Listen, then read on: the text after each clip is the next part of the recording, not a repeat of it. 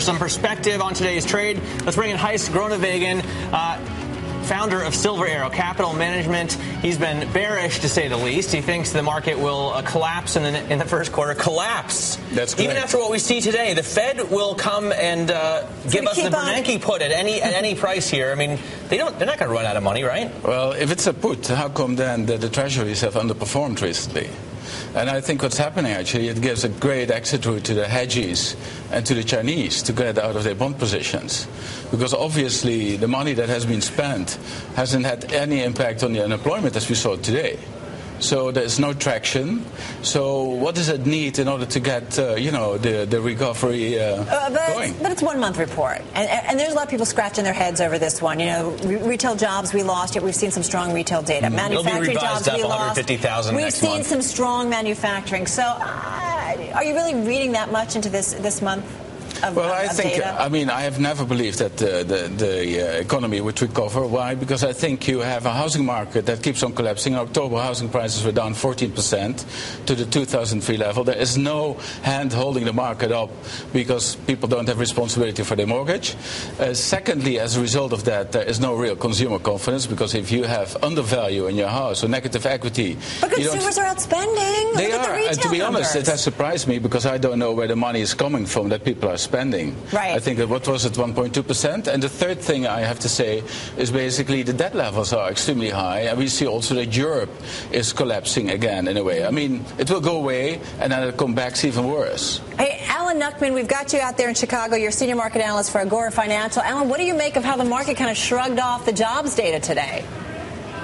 Yeah, that's what I focus on. I focus on the price action. And the price action, the market's been very resilient. Once again, we're moving forward, and things, continue to have strength as far as assets go, equities go, and corporate profits are, still extraordinary. And it's ironic that this market is rallying on the heels of jobs, but if you look at the numbers, and of course, Heis, you probably would take odds at this, having been bearish on this way up. I think, also if you look at the productivity, it did very well for us in the beginning of 2000. Yeah, but now it's going to bite us, I think. So we've maxed it out. Exactly.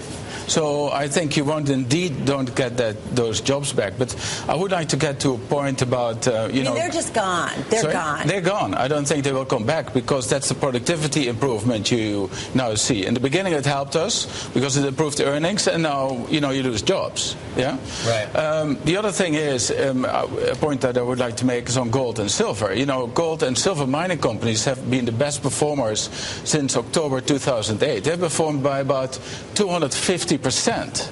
Yeah, compared to gold about 100%, silver 144%, and the Dow only 25%. By the way, we make the point that you're bearish, but that doesn't mean you've been losing money in the stock market, right? Because you have a precious metals hedge fund. Yeah, but the relative performance is as such that, why is it that gold and silver perform so well if everything is honky-dory? No, it's a good question. So why is it, in your view? Well, because I think there's a huge shift going on from intangible assets to tangible assets. And from paper money to what we say is real money, right, because it has intrinsic value and as such no counterparty risk. Because I think the next sell-off we're going to get, I think counterparty risk is going to be a huge problem. And by the way, you don't see another sell-off right away. You think the market is still going to continue to pulse up through the end of the year into 2011? That's correct. I think we get an NJ rally, and we will also get a New Year's rally. Because of the Fed? Because of the Fed. But if the Fed keeps going for several months, there seems no signs of stopping at this point. Everybody keeps coming out and talking about $1 trillion worth of assets that we're going to see from the Fed. QE3, QE4, or what have you. That's true, but at one stage, off is off. Finish is finished. At one stage, people are not going to accept it anymore, and the credibility will be gone. And that's exactly what I think is going to happen. Alan, let's bring you into this. Is there at some point that you see also the credibility is gone from the Fed and no longer a supporter for the markets? Well, when I was young, I was taught don't fight the Fed. And right now, there have been some perception changes that people think interest rates are going to go up. The Fed continues to do this. When will they stop? Who knows? But interest rates, shouldn't go up. And obviously today's numbers, indicate that as well. So interest rates should go back down.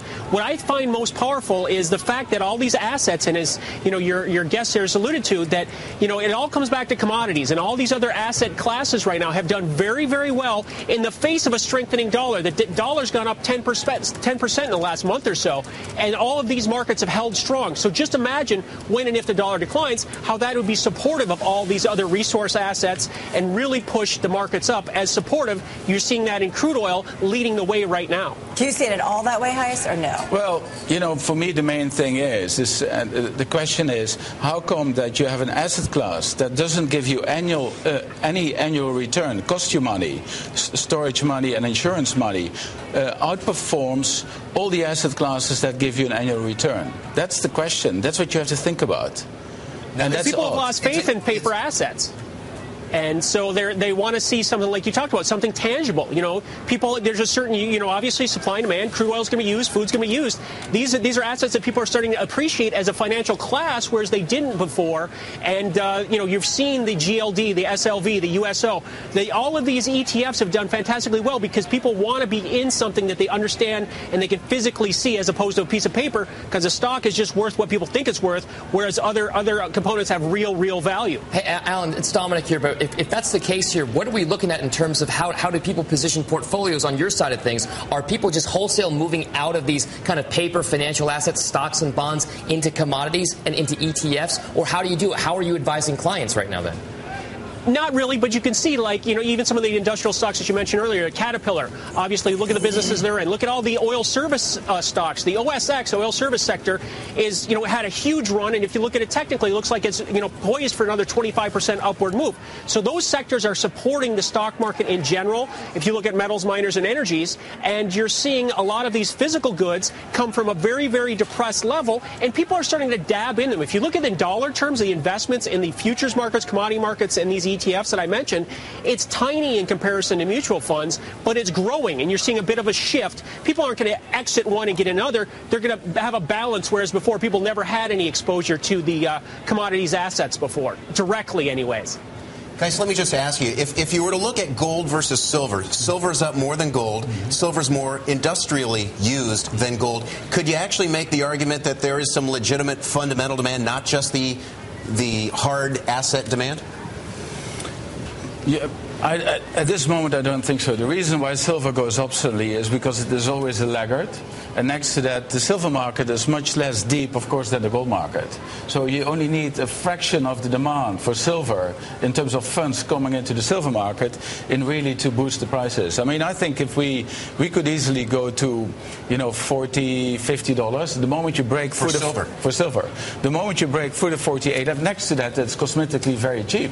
I mean, an ounce of gold costs you $1,400. Silver costs you $29.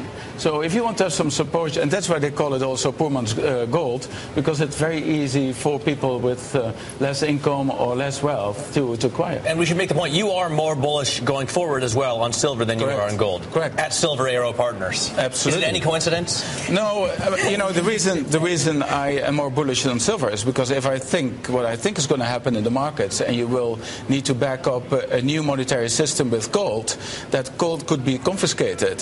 So people will then shift to silver. Wait, do you because think that's going to happen? Why not? It's happened in the past. Exactly. No. Look in the Alan, you're laughing. Got a few seconds left here.